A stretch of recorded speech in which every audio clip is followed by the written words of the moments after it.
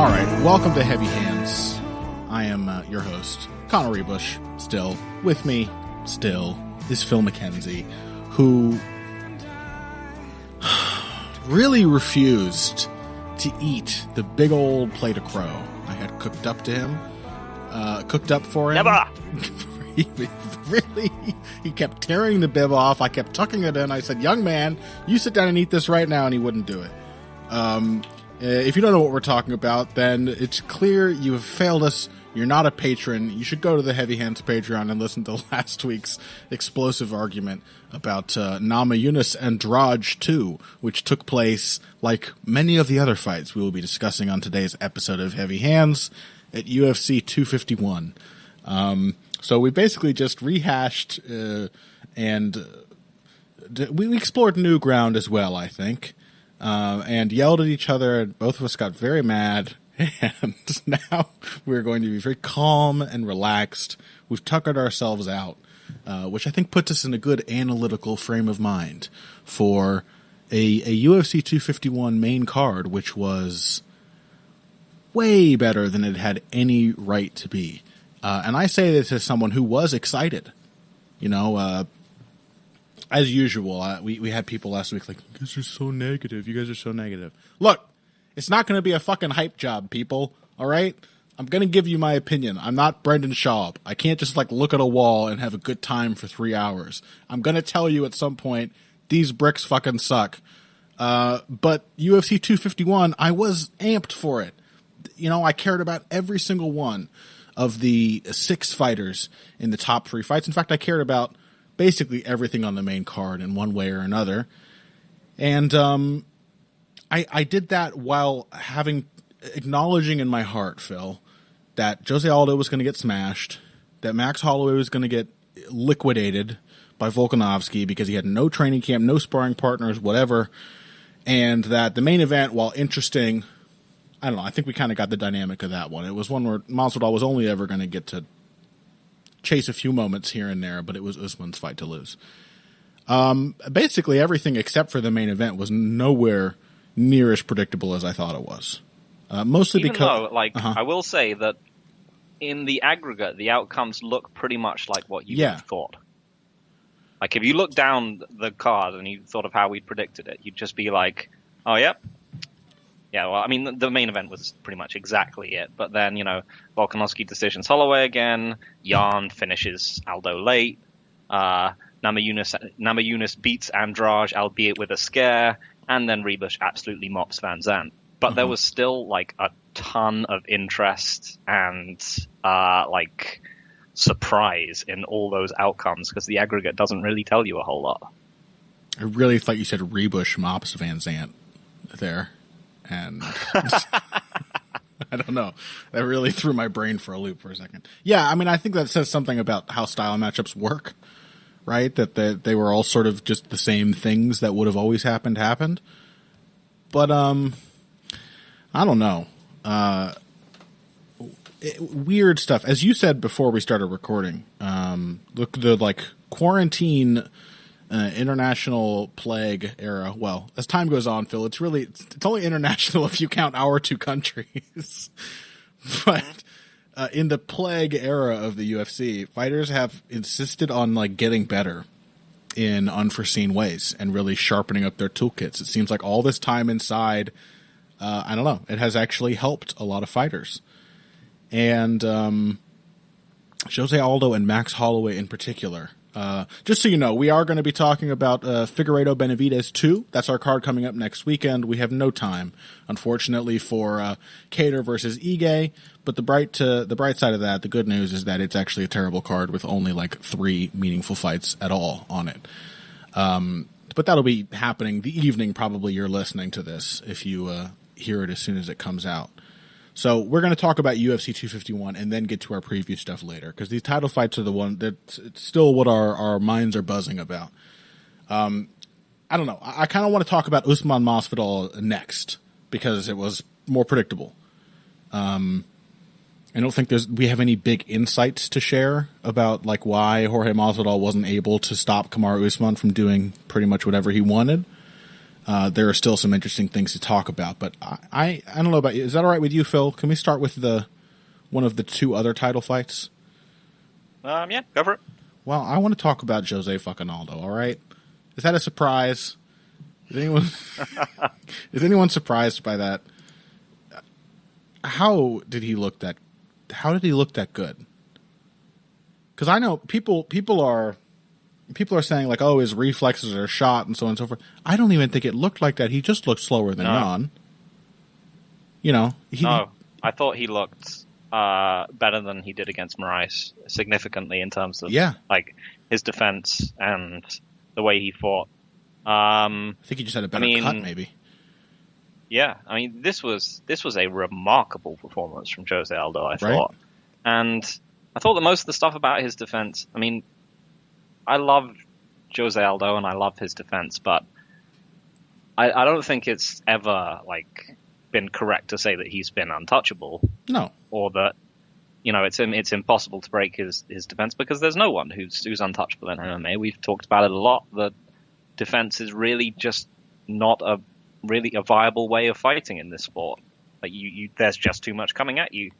And, you know, going back to things like the Hominick fight, we saw how like someone with throwaway shots and doubling up on the jab and working the body and so on could get past Jose Aldo's defense. And I think we saw that in this fight as well. It was just at a higher pace, but I thought his defense, his ability to like slip and pivot, and his reactions to shots were, honestly, I thought they were about as good as they'd ever been. Yeah, they were the same patterns. I mean, saying that Jose Aldo is the best defensive fighter in MMA history, which I think we've probably both said several times each, is not to say that it's perfect defense.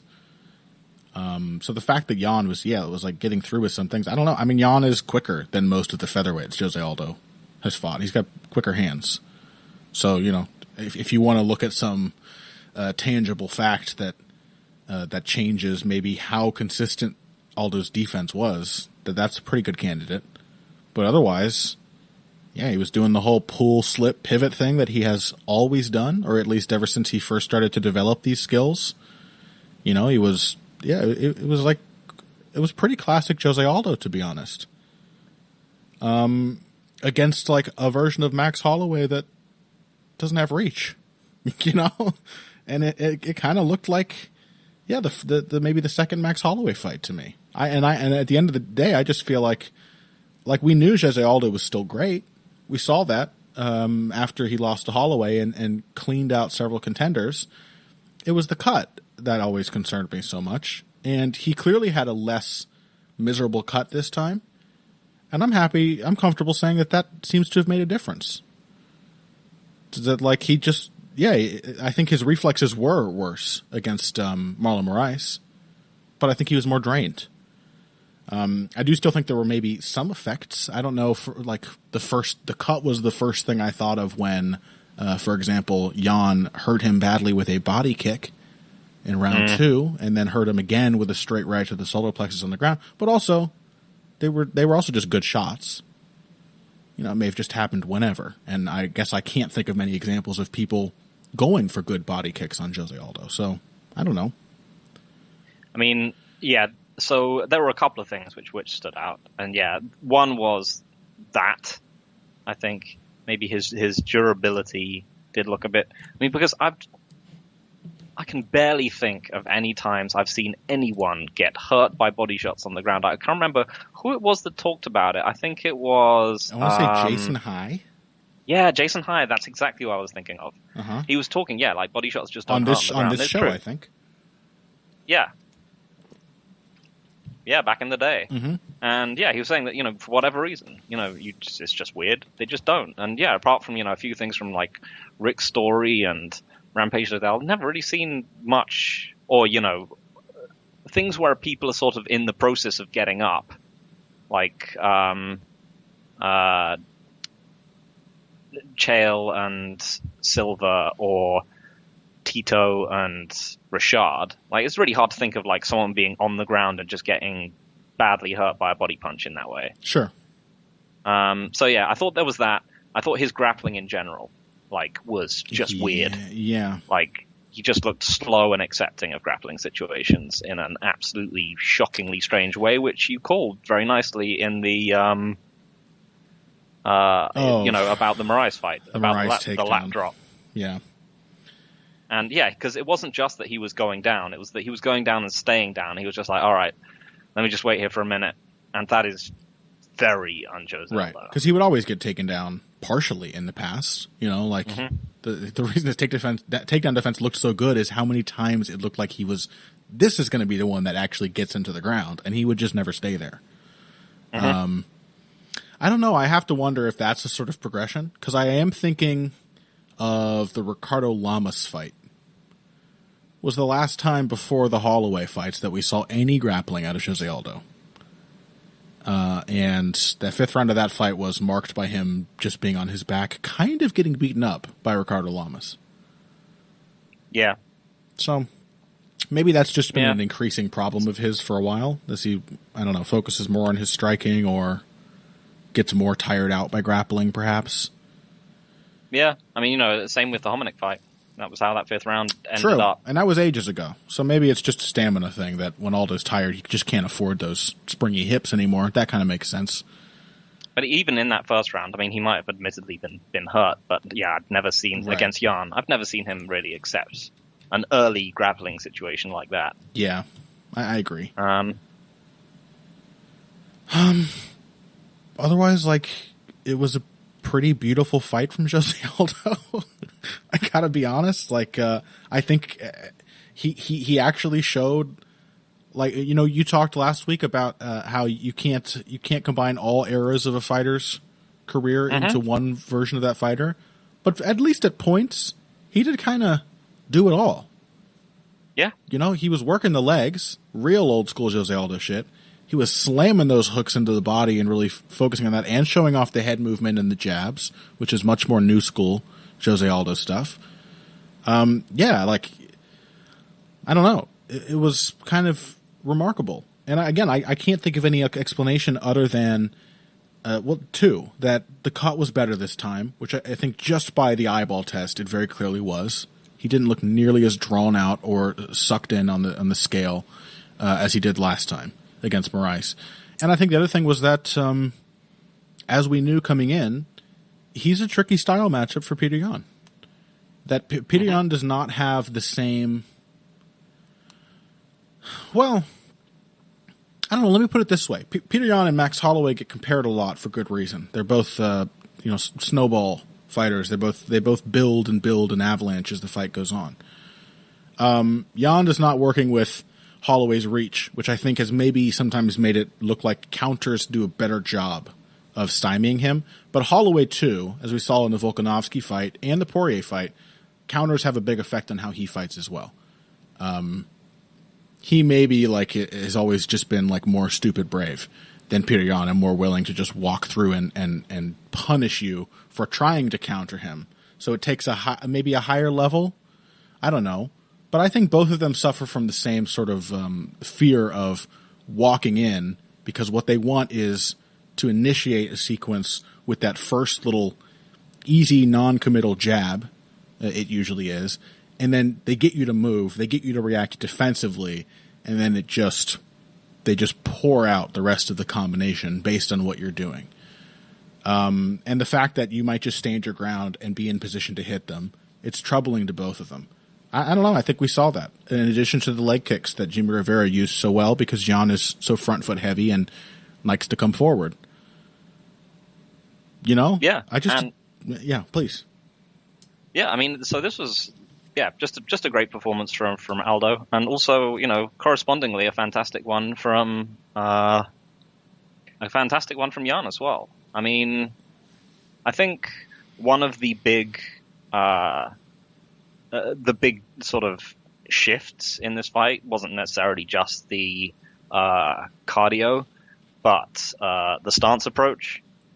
I think throughout the first kind of couple of rounds, Yan increasingly started to realize that he just couldn't fight Aldo from orthodox. He would just get his leg punted out almost every time, or he would get jabbed up. So, but he is still as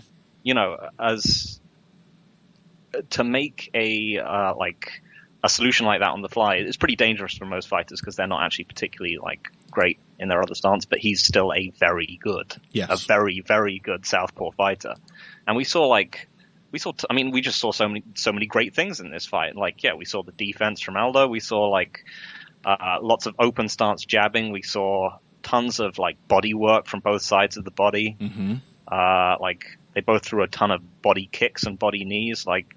For Aldo to try and even up the stamina game against Jan, you could see there were times where he just consistently went after Jan's body. Yeah. But Jan's ability to lose the second round and then still be absolutely focused on, and still just keep creeping the pace up, just be convinced and just steadily creep his way into range. But yeah, absolutely fantastic. I know, and unfortunately, we always say that we wish elite fights were 5 rounds, and this is one where I really would have liked it to have been 3. Yeah. Because Jan still would have won, as he pretty much deserved to, and I wouldn't have had to watch Jose Aldo get hideously fucked up for about 10 minutes. I mean, I don't know if you could tell I was avoiding talking about it. I had so many more things I wanted to compliment Jose on before we got to it. I wanted to be like, ooh, the body kicks and the knees were really good. I liked those adaptations. I like how he worked the knees off of the kicks. He would kick the body, and then that would leave him in a closer range, and he would immediately come up and throw a knee to the head after that. Really cool. I want to talk about other things, Phil. I want to talk about, I don't know. The stoppage sucked. It was so bad. It was Weidman Rockhold was what I thought of immediately, but I think this was worse because Weidman Rockhold, I think, I'm going off memory here, so I could be mistaken. I'm pretty sure Weidman was in dire straits for the last minute of a round. It was just, he was mounted, he was getting hit with everything, but it lasted a minute. This was 3 minutes of Jose Aldo getting pasted to the canvas. I got to be honest, I did not.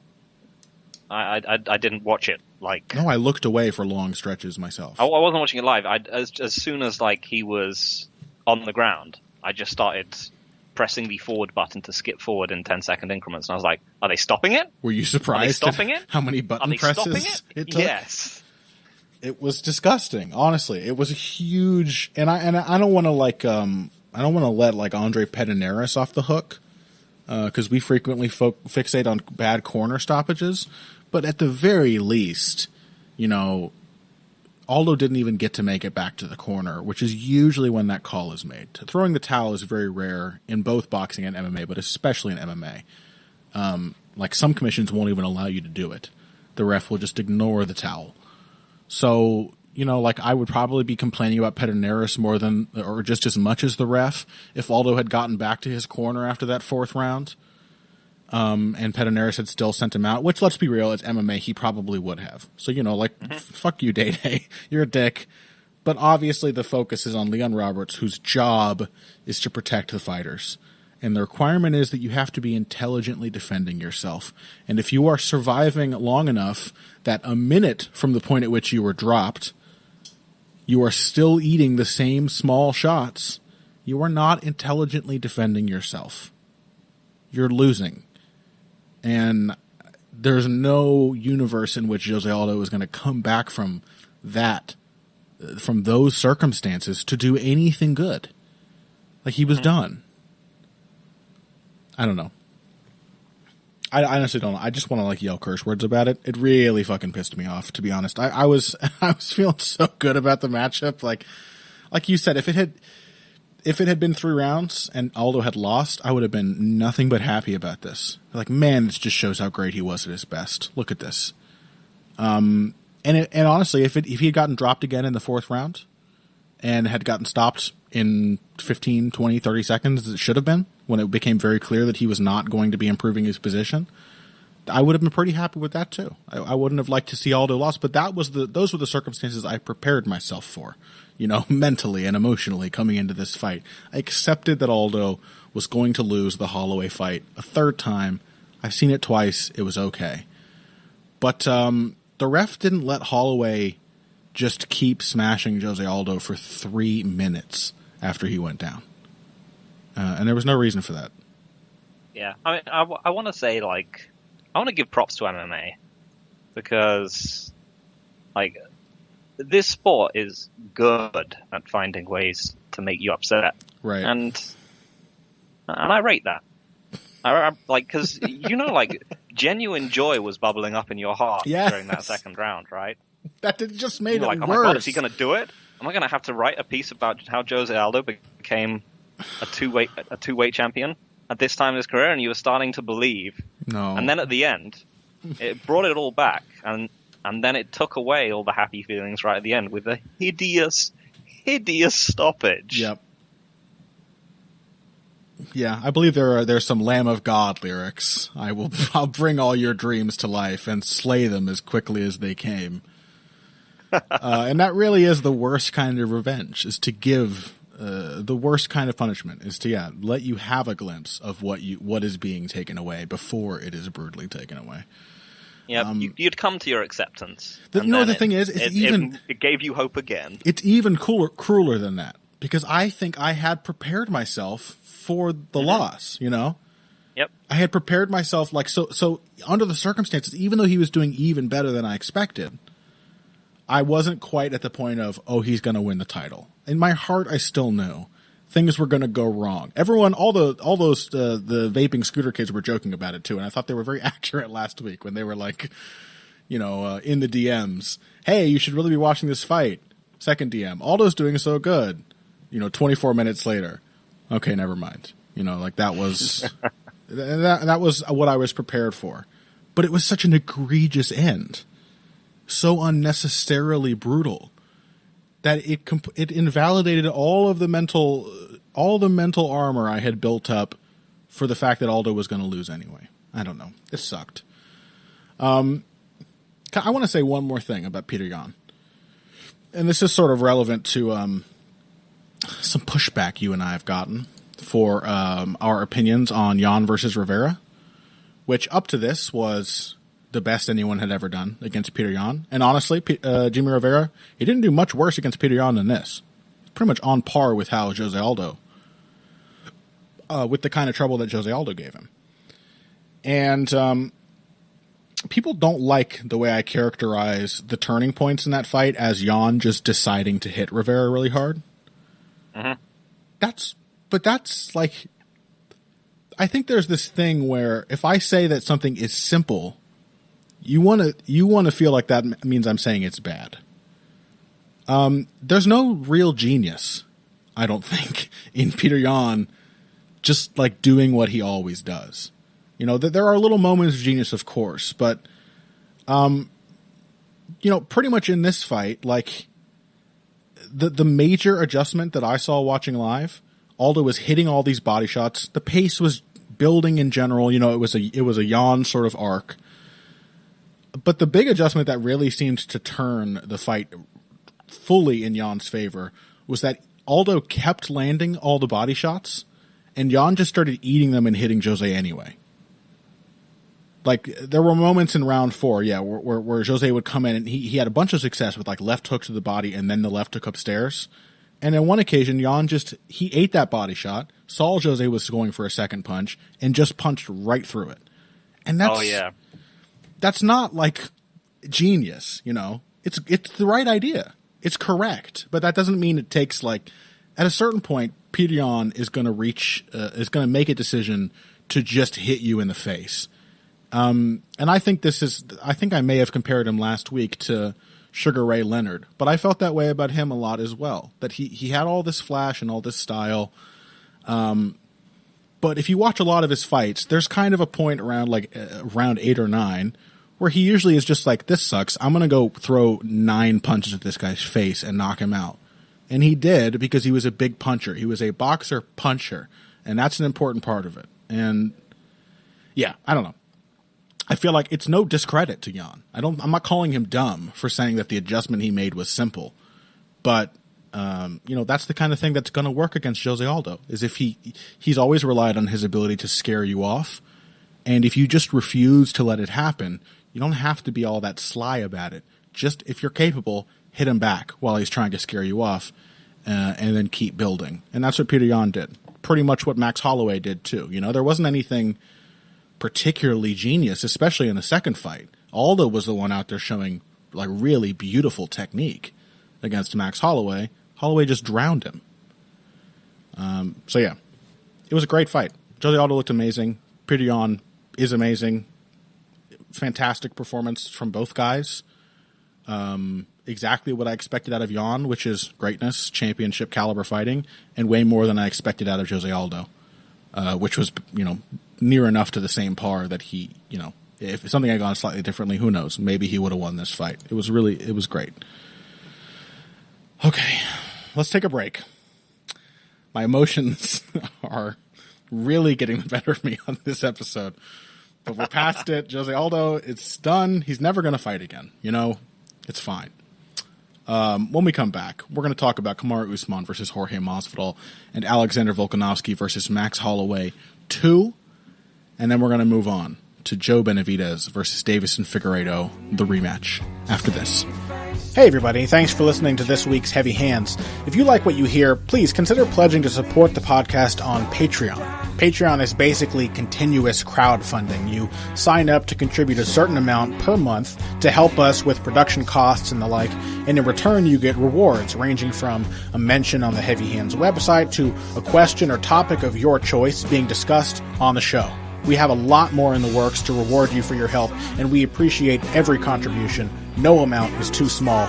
Just head over to patreon.com and find how you can help out, the only show dedicated to the finer points of face punching. Now let's get back to it. All right, welcome back to Heavy Hands. We're talking about the main event of UFC 251. Even though, as with Aldo versus Jan, I have more to say about Holloway Volkanovski. Usman Masvidal was pretty straightforward. I don't know.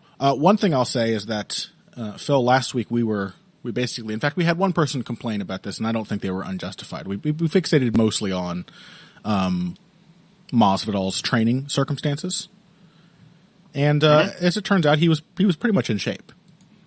He had basically been helping Dustin Poirier prepare in camp, and I think there's a certain impression that he had in mind that he might be stepping in for this. Not a bad thing to prepare for in this current day and age. And so, yeah, he came in looking like he probably would have, I think, if he'd had a full camp, preparing specifically for Kamaru Usman.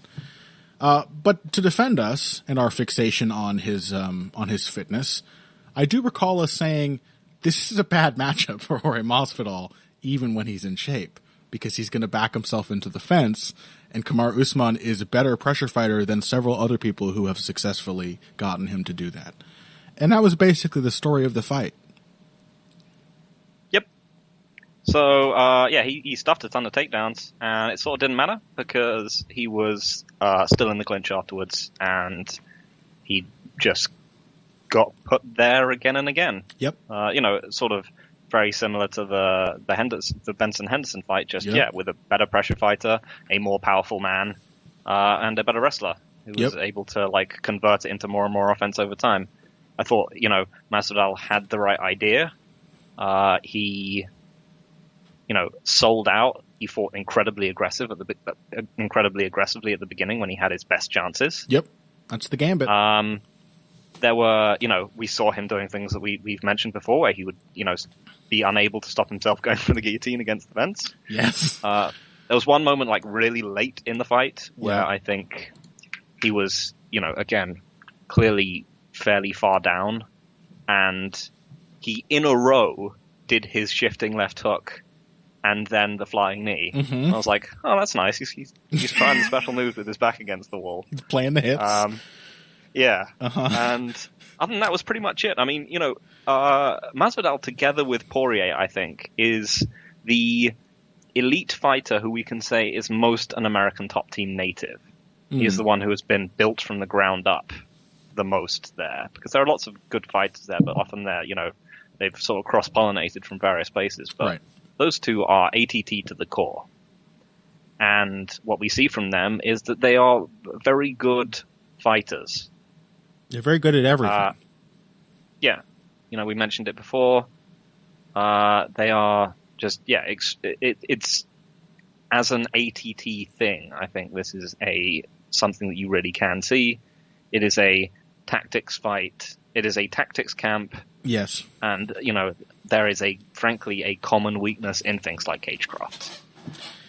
Yeah, I think that's more than fair. I mean, looking, you could argue that it's also just those two fighters, but yeah, I think it's strong to point out that they are the two most ATT fighters, and both of them have the exact same, not the exact same, but both of them share similar cagecraft blind spots, where either it's the way they fight or it's the way their coaches talk.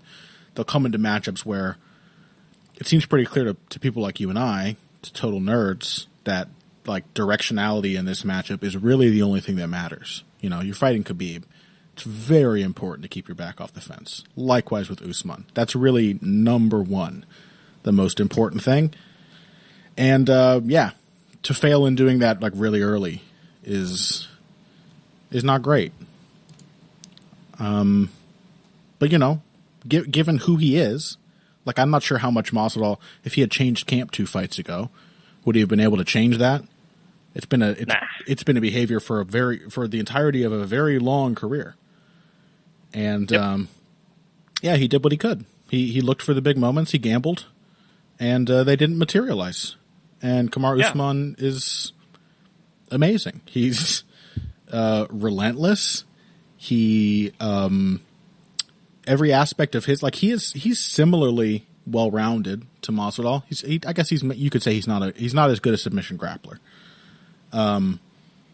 But he has a better, I think, concert between the different phases of his game. Like there is a real interplay between what Usman does with his striking to lead to the clinch, what strikes he chooses to play off of the threat of the clinch or a shot.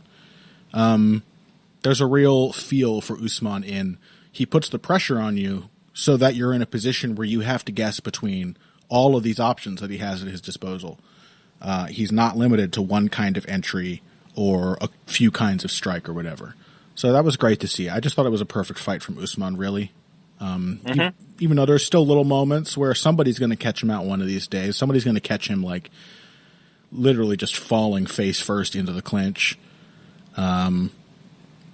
Or losing his feet as he comes in with an over-aggressive strike. But Masvidal was not that guy, and in all likelihood never would have been. Yeah, I think was it Bisping that called that? I thought that was very good. Like when he called the fact that Usman does tend to get a bit too much like he just wants to get his hands on the other guy and just lumber at them with his like a zombie a bit. There were a couple Frankenstein moments. He's a very he's just a well-constructed fighter, and anyone expecting this fight to be different was, I think, kind of kidding themselves in it would have been stupid for him to fight this fight any differently. Yeah. He wasn't ready for Masvidal, and as we mentioned beforehand, he is as we said, he's a sort of rote, somewhat blocky fighter who's very well put together. I don't expect him to come out with to try and risk things in this kind of strange matchup against an incredibly deep and skilled veteran. Right. No, he's going to take the path of least resistance, as he should. Yes. Yeah, I don't know. I think you really have no right to be angry. If you were like it's fine. It was fine to root for Jorge Masvidal. It's fine to be a little sore about that too. Be like, oh man, my guy didn't win. But to be like, how dare Kamaru Usman not summarily beat the guy I wanted to win in every phase. You know what I mean? Like, he dominated Jorge Masvidal. Maybe Masvidal won the first round before the clinch started to wear on him and everything, and the fatigue started to set in. But he absolutely dominated Jorge Masvidal. And 90% of those of you out there who are hiding behind this argument of I just wanted Usman, he was in this position. Like, I just wanted him to be more aggressive. No, you didn't. You wanted Masvidal to win. Stop lying. That's a specious fucking argument. You did not want him to smash Jorge Masvidal. I think, I don't know. There's some merit to the idea that, like, a lack of drama is disappointing. But like you said, Phil, that this was the matchup. And part of the reason that we spent so much time, I think, focusing on Masvidal's conditioning and was that the matchup is kind of straightforward. Of these three, it was always going to be the most straightforward. So let's move on to the co-main event, because this one I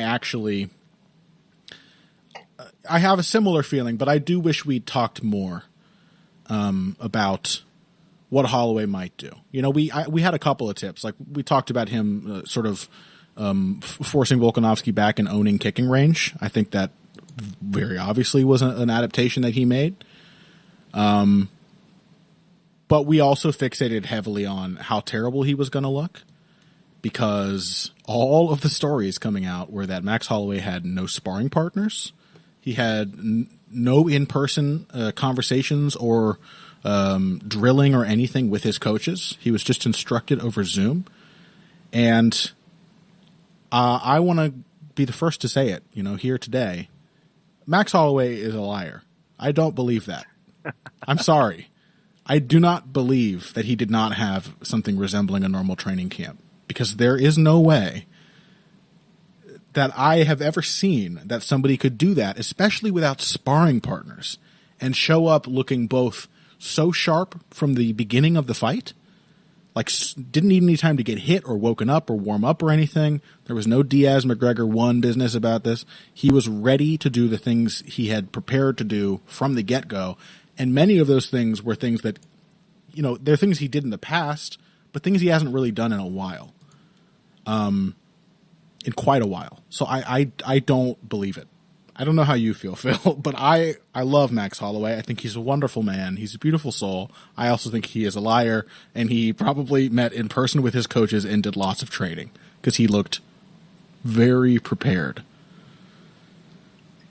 Yeah, I don't know, like, either that or, like we were saying before the show, he somehow, like, all his sparring just sank in the last week. He just did a bunch of sparring, right?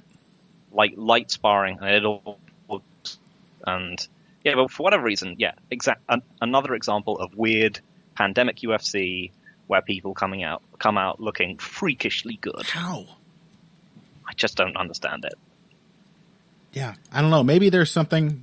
Saying that, you made me think of like how Muay Thai fighters train. They do like all light sparring basically, and then they get their power striking work in on the pads with like a pad man who will throw some power back at them, but with protection, and then that allows them to actually just haul off and kick somebody in the body really hard. Maybe there's something like that, but in a week? I mean, I don't know. The only thing that I think lends weight to that is something you said in a tweet, where we're going to have to get into the scoring, but it was a tweet in which you acknowledged you feel the same way I do. This was an immensely close fight. That I understand 100% the feeling that Max, like if Pride rules, no one would be able to argue that Max Holloway didn't win, because he had the two big moments. He had the two knockdowns. But in a 5-round fight, where the rounds with the knockdowns weren't really one-sided to that degree, then I think there's a perfectly good case for Volkanovski getting the nod. And yeah, I don't know. There's something to the idea that maybe if he was getting all that sparring and stuff in the literal last week before the fight, that maybe he like crammed for the test and then kind of ran out of ideas. That was the thing that you identified, that he seemed to get away from the stuff that was working so successfully early. But I also think a lot of the credit for that goes to Volkanovski. And as much as we are going to continue praising Max Holloway, I just want to underscore how remarkable it is that Volkanovski allowed, and I don't mean somebody had a reaction to this on Twitter. I need to stop being online.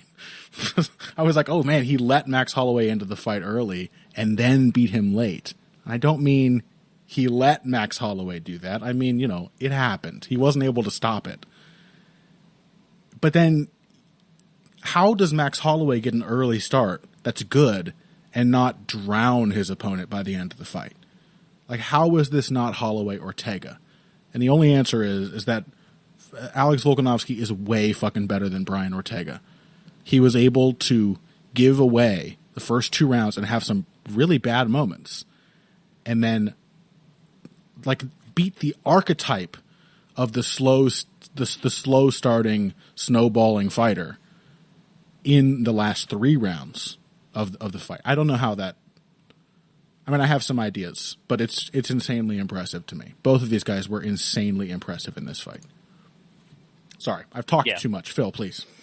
Yeah, this was an absolutely fantastic fight. Like, whatever you can say about it, and I don't particularly have any strong feelings on who won, as I don't in many of these things. I mean, It's basically there's 2 clear Max rounds, there's 1 clear Volk round, and there's 2 pretty close rounds. And probabilistically, it's probably slightly more likely to be a Max win. I was hoping it was going to be a Max win at the end, even though I might have scored round 3 for Volkanovski. I was like, come on, Max, win anyway. Come on. Mm-hmm. But, so, again, like I think for pretty much most of these, I think we did a good job in calling the general dynamics. And we mentioned Holloway needs to force Volkanovski back. Punching into kicks would work great, and he weirdly did that. Yep, a lot. Including the knockdown kick. I think, again, the commentary team did a good job. They called, like, Holloway's stance, him fighting out of a more kind of upright stance than we've seen from him lately, which this brings me back to like one of your old articles, I think, where you're talking about Alexander Gustafsson, and you're mentioning fighting tall versus fighting long. And I feel like in this fight, Max did more fighting tall than he did fighting long in the last, because I think against Volkanovski the first time, he was like, all right, this guy's Frankie Edgar. I'm going to fight him like he's Frankie Edgar. And I'm going to try and just lower my base. I'm going to spike him on the way in. And then I'm just going to, keep my range. And Volkanovski was able to just, attack the front leg and barely ever close into range, apart from when he had to, trade with the jab, and then he would try and counter it or blitz.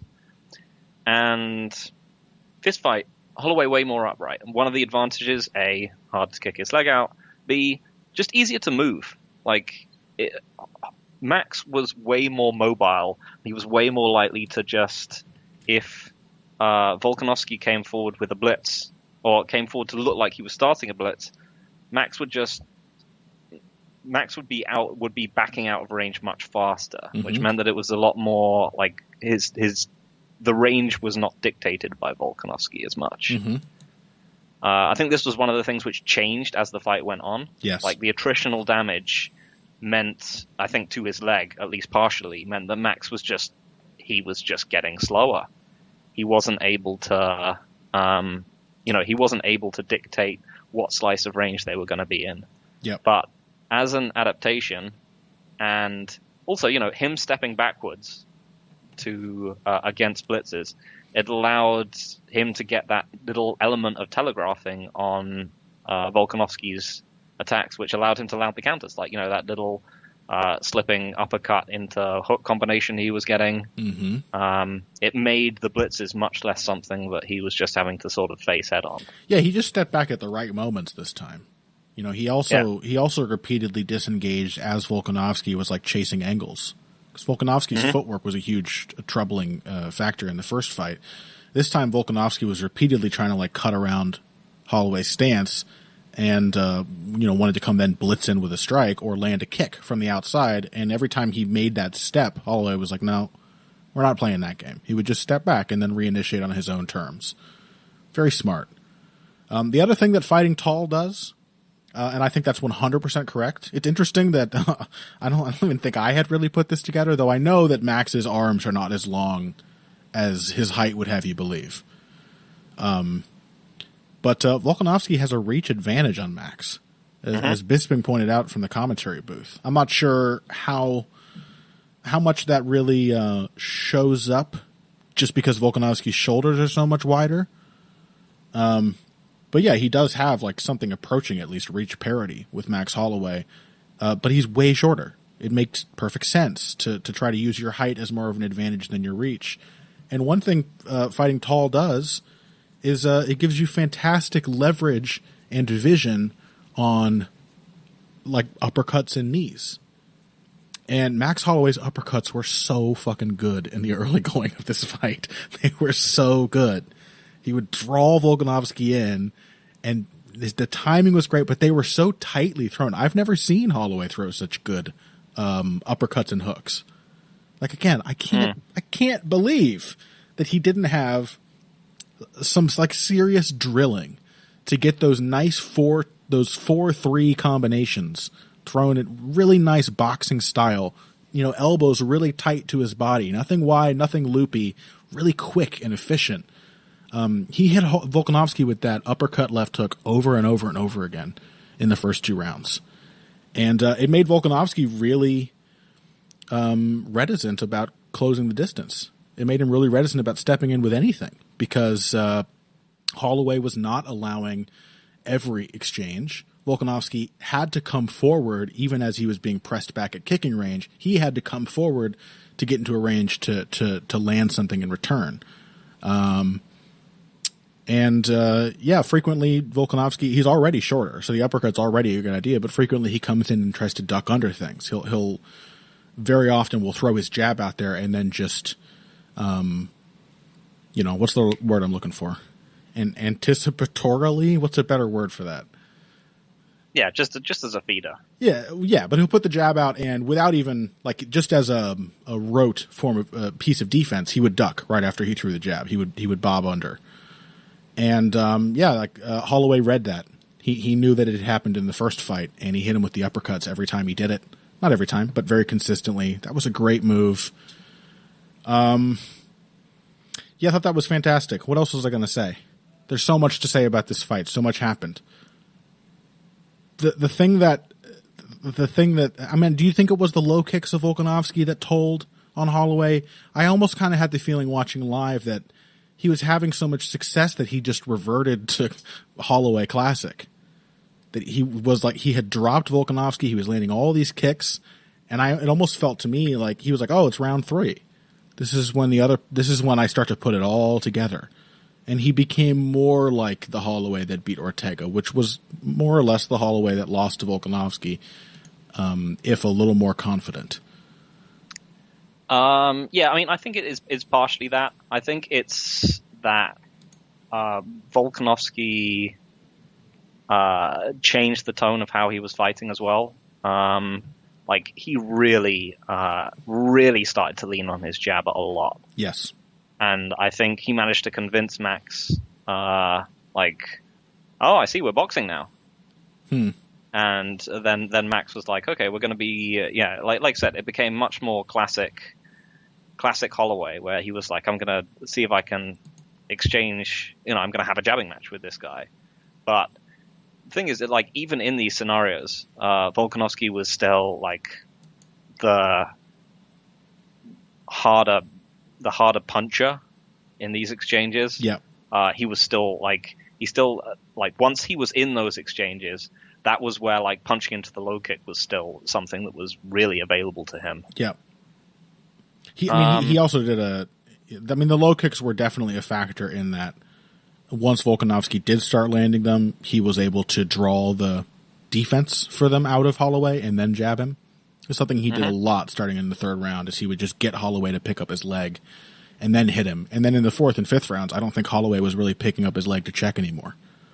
So kind of everything became available, and it sort of became the first fight that they had. Yeah, albeit at a much, much higher pace. Yes. I mean, because I think particularly towards the end, in the 5th round, where Volkanovski, knew he really had to get after it, we saw him running the sort of Jose Aldo loop, just very, very quickly. It gave you an impression of oh yeah, this guy can really turn up the pace at which he executes, as well as just being able to fight.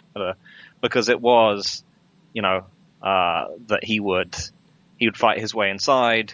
He would clinch to get. He would clinch to like burn the clock, and he would try for a takedown, and it wouldn't work. And he would throw a left hook on the break, and then he would do it again. Mm-hmm. And he just did that for the entire. And he just burnt the 5th round just doing that. Yep. And Max was just like, I don't know what to do here. Yeah. Yeah, he just found something that worked. It's like, you know what it made me feel like? I used to play Tekken with some friends in college, and I had a friend of mine who was, I know you're a Tekken guy, Phil. I had a friend of mine who was really, really into it. We played in tournaments and things like that.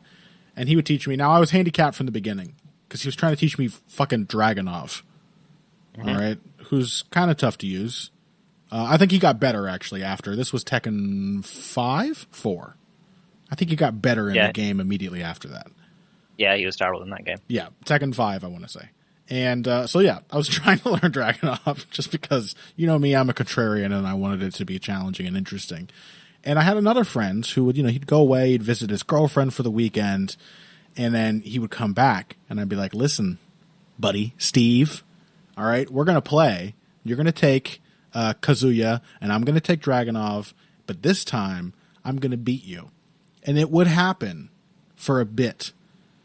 And then at a certain point, he would find the one thing that I just, for whatever reason, couldn't wrap my head around. I think I'm probably a slower learner than Max Holloway, but he would just find the one pattern that worked on me and spam the shit out of it.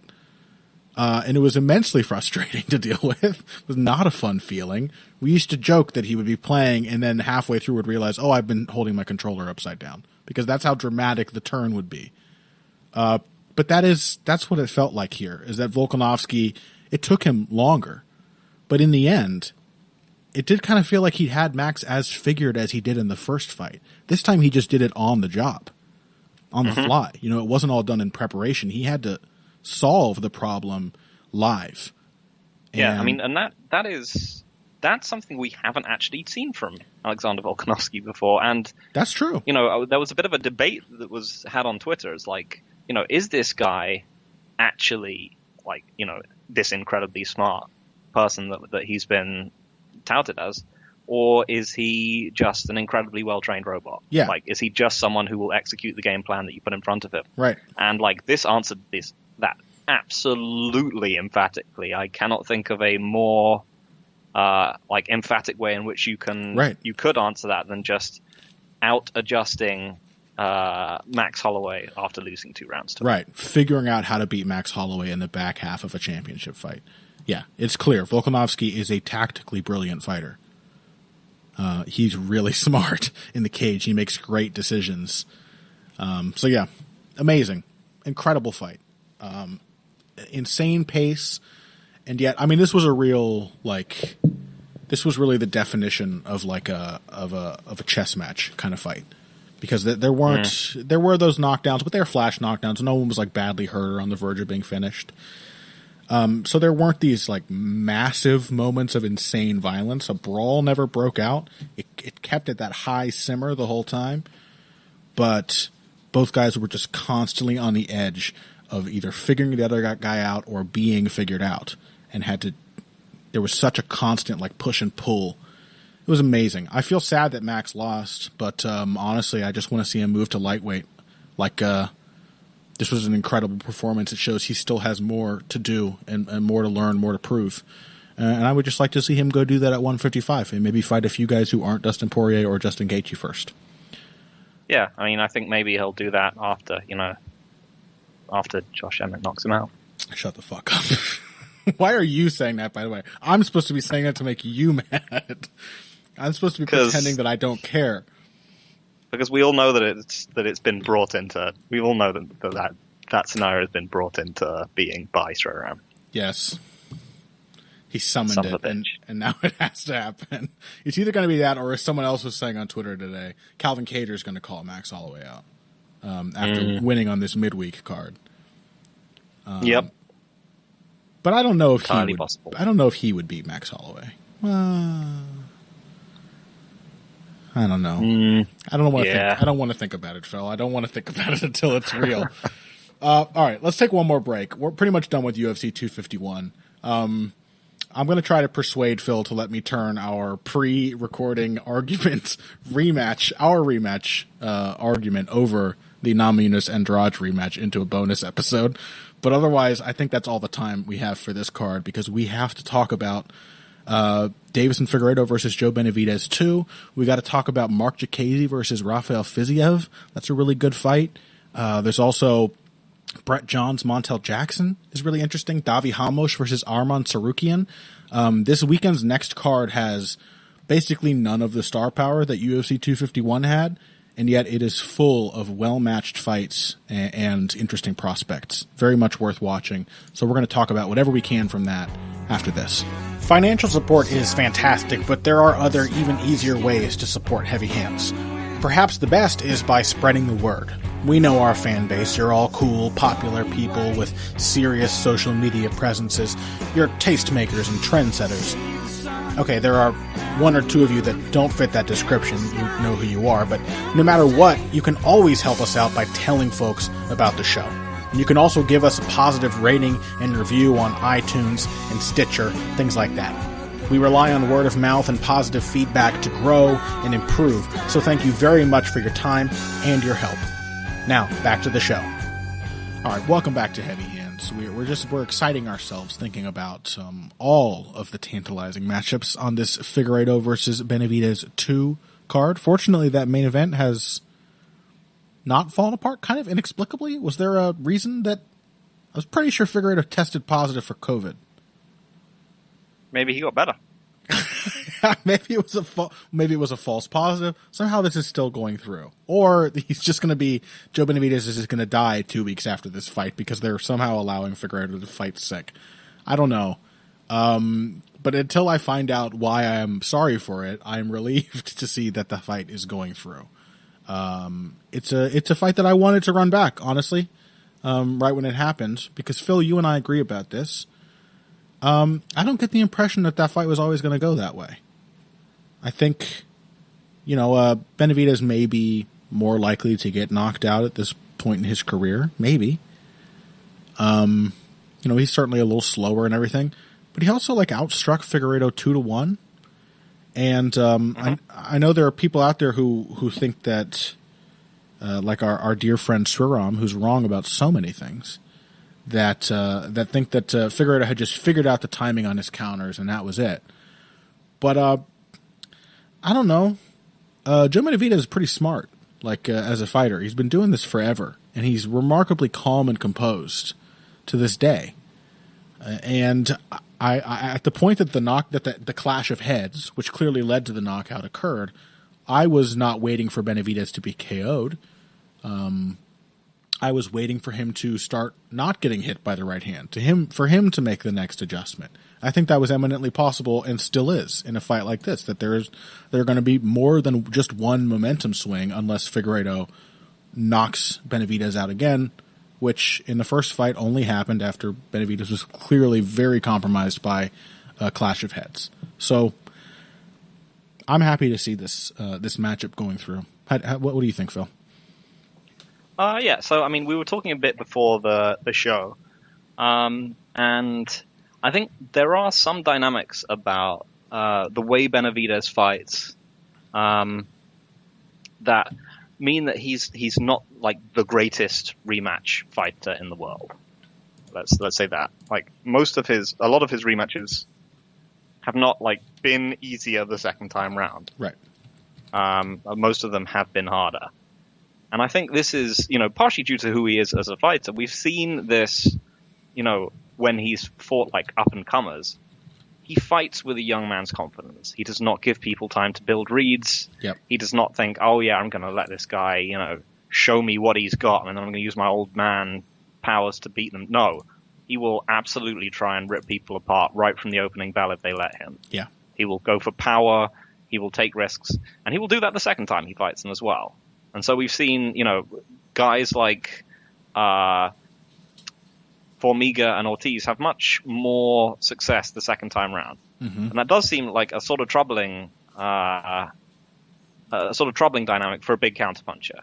If you think of what happened with the, between the two Demetrius Johnson fights, for example, is that DJ just timed a shift in the second fight and knocked him the fuck out. Right. But yeah, I mean, the other thing which makes him which has kind of kept him alive through his career, as you mentioned, he's a tremendous adjuster. Mm-hmm. He has a lot of different things he throws at people. He has a very deep well of tricks, and he doesn't have the confidence. He doesn't lack the confidence to try different stuff as the fight goes on and to try different things. He knows that being aggressive is what wins him fights, and is very comfortable doing that even when things do start to go wrong. Yeah, I think it's hard not to pick Figueiredo. Well, in this fight, just because their fight showed that it was pretty hard for Joe B to hurt him, even when he hit him very cleanly. Yeah, and it was less hard for Figueiredo to hurt. It was less hard for Figueiredo to hurt Joe. Yep. Also, like the things that Figueiredo had to work with seem more immediately replicable than Joe's potential adjustments. How do you mean? So, for example, the big sweeping hooks by the cage. So to catch, because I think the main thing for Figueiredo is that he wants to stop Benavidez' lateral movement, herd him into a straight line, and then counterpunch him as he comes in. Mm-hmm. And he was starting to do that with sweeping hooks, basically. Mm-hmm. And that's probably still there this time. But yeah, I mean, I still think Benavidez has, weapons in terms of pace, in terms of, he's been a good body puncher in the past. He should go back to that when he's throwing his combinations with Figueiredo, in part because Figueiredo, when he counterpunches, is a headhunter. Yep. And it wouldn't hurt Joe B to slip his levels and just, come up underneath with body shots. Yep, he did it to an extent. Joe is still a much better grappler. He did it to an extent in the first fight, but he could do it even more. Yeah, like Joe is a better grappler who fights at a higher pace. Yep. So yeah, tons of reasons to assume this could still be competitive. Whatever happened is going to be. It's impossible to imagine a boring fight between these two. They just don't match up that way. Mm-hmm. The grappling's going to be great. The striking's going to be great. It was great last time for as long as it lasted. It was amazing. Yeah, it was one of the better flyweight fights I've seen, and I've seen a lot of good flyweight fights. I don't know. Like I don't really have any reason other than he's been knocked out now not to pick Joe B again. Like I said, I don't think it without that clash of heads, I think, without the resulting cut and whatever disorientation, it seemed pretty clear, like the shakiness in Joe B's legs after that. Maybe that happens again, and things go pear-shaped a second time. But I don't know. Like at the end of the day, it wasn't the counters that Figueiredo was landing that knocked Benavidez out. It wasn't like all the stuff. It was really, and maybe I should just pick Figueiredo because at the end of the day, it was pretty much just the physical disparity. That Figueiredo could afford to eat things, and Joe B could not. That's why I'm picking it. Yeah, I mean, that's a good enough argument, especially after the knockdown, drag-out brawl you and I just had over the importance of athleticism in the Andrade Namajunas matchup. I guess I should be logically consistent and pick Deiveson Figueiredo just for being, at this point, the better athlete. But I'm doing so with the understanding that all Joe Benavidez has to do is just maybe not get hit by that one punch, or maybe be able to eat it this time, which happens. There's such little differences between a punch that knocks you out and one that just glances off. So, I think it's going to be very competitive. I'll pick Figueiredo just basically on finishing capability. But I also don't think it's outside the realm of imagination that as the fight goes on, if it does go on longer, Benavidez finishes him. Because likewise, he is the most dangerous attritional fighter that Figueiredo's ever fought. And it's not like Alexandre Pantoja didn't have moments right up into the third round of his fight with Deiveson Figueiredo as sort of a younger but cruder version of Joe Benavidez. So very much looking forward to it. I'm glad it's happening. As far as the co-main event of this card goes, we're going to try to dip our toes into the undercard here. It's Jack Hermansson versus Kelvin Gastelum. And I think you asked me how I saw this going. And basically at the same moment that I answered, you were like, oh, it's Magny versus Gastelum. It's that matchup that Kelvin Gastelum doesn't like. Or it's Darren Till, who fought sort of against type and did a very cautious, hiding behind his reach sort of approach when he fought Kelvin Gastelum and beat him. And it's kind of weird. Kelvin Gastelum feels so matchup dependent that one day he can have this incredible performance where he's finding the right moments against Israel Adesanya, and then he just looks utterly flat and disinterested when just stuck sort of tepidly on the end of Darren Till's reach. But that kind of seems like the straightforward call. Are there any wrinkles to that you can see? I mean, just that we saw Hermansson absolutely bounce off a superior athlete in Jared Cannonier in his last fight. Yes. He got takedowns and he got his offense rolling, and it just sort of deflected off the wall of athleticism. Right. And his big signature win is Jacare, who we know is very faded now. Yes. And who still had lots of moments as the fight went on because he is an old, great athlete. Yeah. So he's never... Hermansson has never really beaten a good athlete who was in their prime. Maybe David Branch? But it's not exactly. He's 38 so yeah, now, David Branch. Yeah. So there's reason to be concerned with a historical tendency you noted ages ago of Hermansson to not let his jab go against southpaws. He's going to need to do that a lot here. Mm-hmm. But I think as long as he can force the clinch as well, that should be fine, because that was a big part of the Magny win. Gastelum is a sort of enthusiastic scrambler, but he's not an amazing takedown defender, and he's just someone who just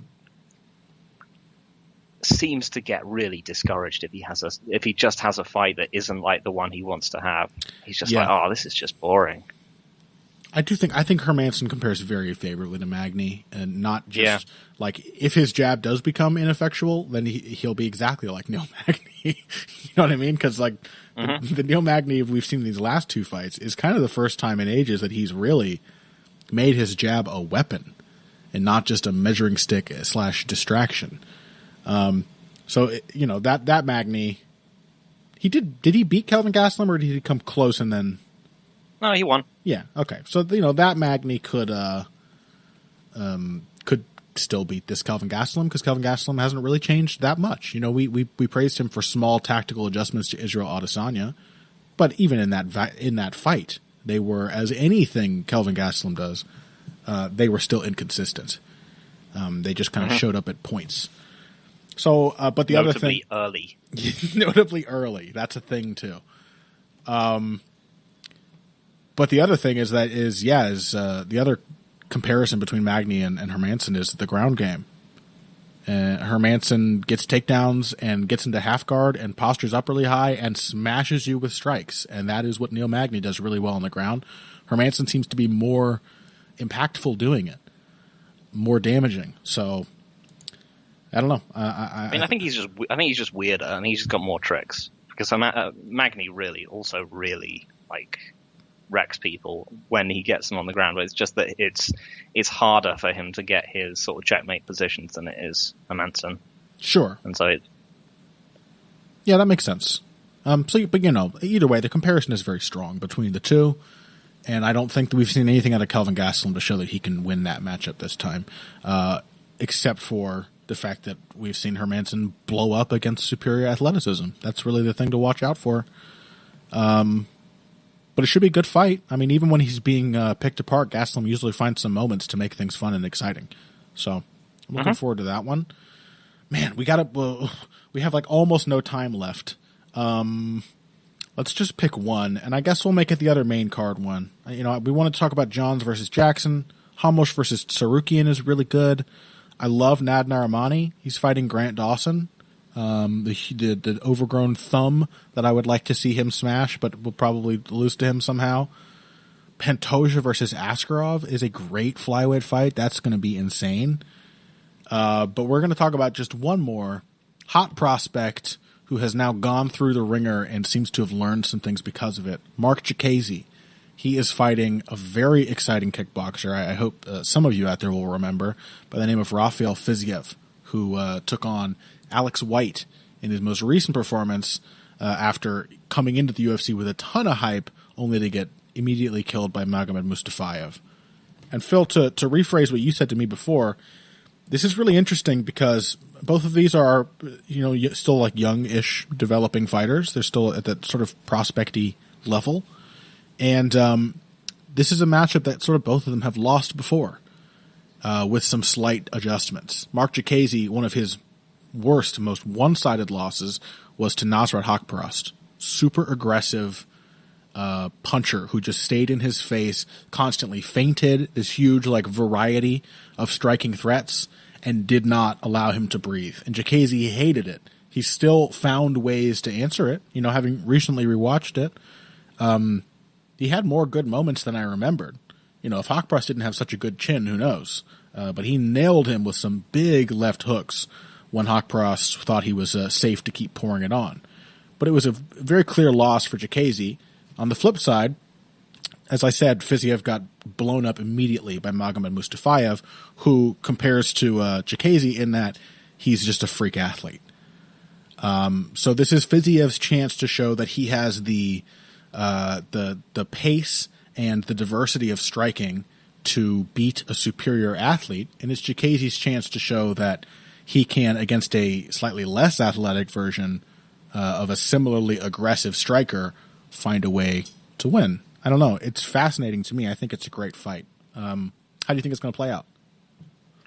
Yeah, so Diakese has been a real pleasant surprise lately because he looked like he really might have been on his way out after some of those recent fights. Because he was just despite training at ATT, he was looking like he was sort of still losing the same kind of fight. I think against, admittedly all against good opposition, but Drakkar Klose, Dan Hooker, Nasrat Haqparast, and he was just still looking like the same kind of formless guy who was just getting pushed out the ring. Or pushed out the cage. And then we saw that Joe Duffy fight, and he just looked a ton better. He was not looking like an incredible kickboxer, but he was looking like someone who was leveraging his gifts. He was, trying to draw Duffy into exchanges with punches, and then just kicking his leg out. And it was like, oh yeah, I can really see where this guy's going, and he's now winning professional decisions which really make sense, like the Venata fight where he just took his spots, took attritional damage, wrestled when he could, just won the fight, clearly showing clear technical and strategic development. So great stuff. Whereas previously in his career he had won decisions, but they were total brute force, I'm going to grapple you to the point of absolute exhaustion, but because I'm a better athlete than you, regional level opponent, I'm going to win. Yeah, he would just be like, oh yeah, I'm just going to throw tornado kicks and huge right hands, and maybe they'll finish you off. Yes. And if they don't, I'm just going to lock up with you and then just haul you to the mat. Yes. These were reproducible decisions against high-level opposition, the last two that he got. Like I said, the Venata one, he really just kind of coolly picked him apart for 3 rounds. And Fiziev, conversely, he's a way lesser athlete, clearly, but he's just one of these guys. Just makes a ton of sense. He's just a really quality kickboxer. Yep. His fight against Alex White was a fairly predictable drubbing. I think it was mean matchmaking from Alex White, frankly. Yes. But it was a showcase for what he could do, because you saw he's a body puncher. He throws in combination. He low kicks.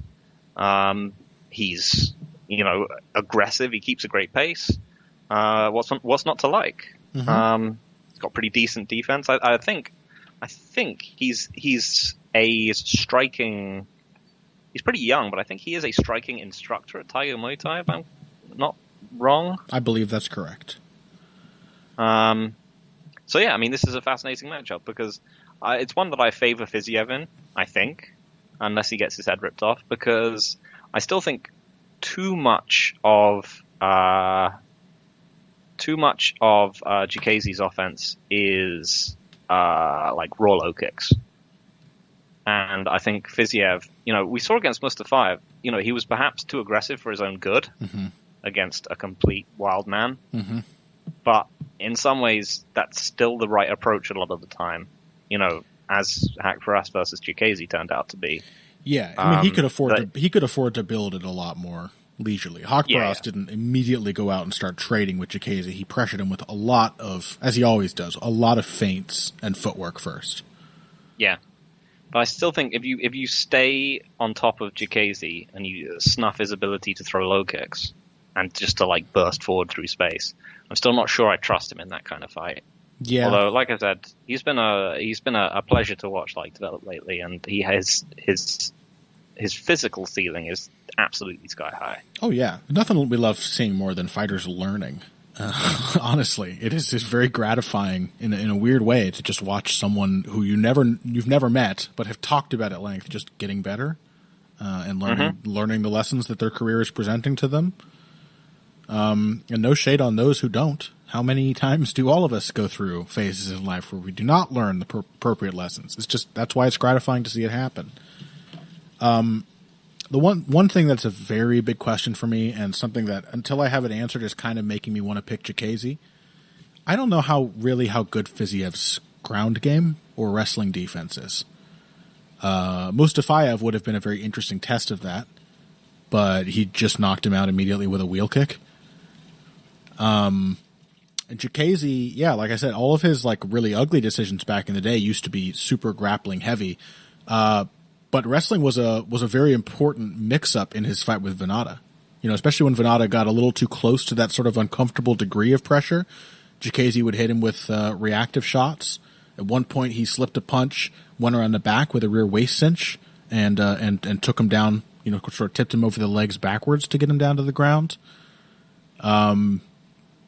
I don't really know how Fiziev deals with that, and I think having that as a switch up between doing that or swinging big counters, that's very good for Diakese, because it's not like I said, in his fight with Haqparast, he found moments, pretty big, impactful moments of success, but they never translated into any kind of winning strategy. And I think largely the reason for that was because Diakese also wanted to take Haqparast down, and Haqparast is really tough to take down.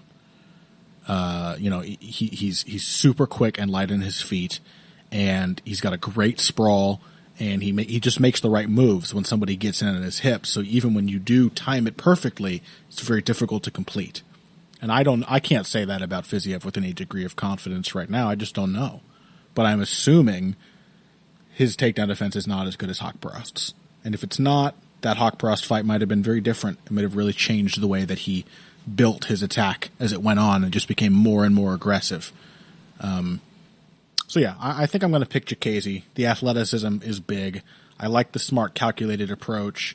I think with just a couple tweaks against a less fearsome version of Haqparast, he could have worked his way back into that fight after a bad first round. So I'm going to take him here. But I see why you would take. I see why you would take Fiziev. It's honestly, normally I want the more technical guy to win, but I'm pretty invested in Diakese at this point. Yeah, right. Seeing him improve, it makes you care about him. It's like you watching a protagonist change over the course of a story. So, good stuff. Like I said, there's lots of other good stuff on this card. Great prospect matchups, just well-matched fights from top to bottom, really. There's a couple little dull spots, but that's unavoidable. So if you're in the mood for something a little more like a indie art film-esque, after your big, after you watched, Marvel Civil War UFC 251 edition last weekend, I think this will be right up your street, and it will be very entertaining to watch. and a flyweight title fight in the main event, unless you are a rube, you know that is good viewing. So, good stuff, you know. It's not the International Fight Week we expected, but it's not shit. So, I'm pretty happy with that, to be honest. Phil, nothing coming out this week, I'm guessing? I do not know. Yeah, me neither. Well, I mean, I'm working on stuff, but you know how it goes. Yes, I do. Yes, you do. Lots of ideas, lots of little things I want to produce, and then where does the time go? Where does my interest go in these various topics? But that was UFC 251 and Benavidez versus Figueiredo 2. Thank you guys all so much for listening. Again, if you are not subscribed to the Patreon, you should probably do that. It's just $3 a month. Very affordable. You could listen, if you haven't already, you could listen in a row to me and Phil screaming at each other about Namajunas Andrade 2 before it happened, and then us screaming at each other about Namajunas versus Andrade 2 after it happened, having resolved nothing. You can hear me telling Phil that I miss Patrick Wyman. You can hear all sorts of hurtful remarks made in both of those. So that's good. Go check that out on the Patreon. And thank you all for listening. Oh, find us on social media, by the way. Phil's at Evil Greg Jackson if you want to tell him, for example, that he was wrong, that Andrade was clearly working her way into the fight more and more as it went on. You could do that on Twitter, Evil Greg Jackson, and you can find me to, maybe tell me that I'm right and smart and handsome and all these things at Boxing Bush, BUSCH. And until next week, thank you all again so much for listening to the show. If you came here today for the finer points of face punching, you came to the right place. This has been Heavy Hands.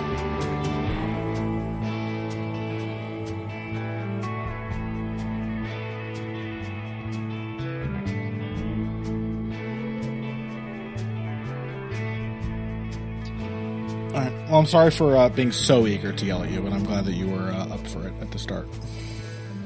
Also eager to yell at you, yes. Now the only thing left to do is to yell at Zane. Oh, when's the next Depressed Us?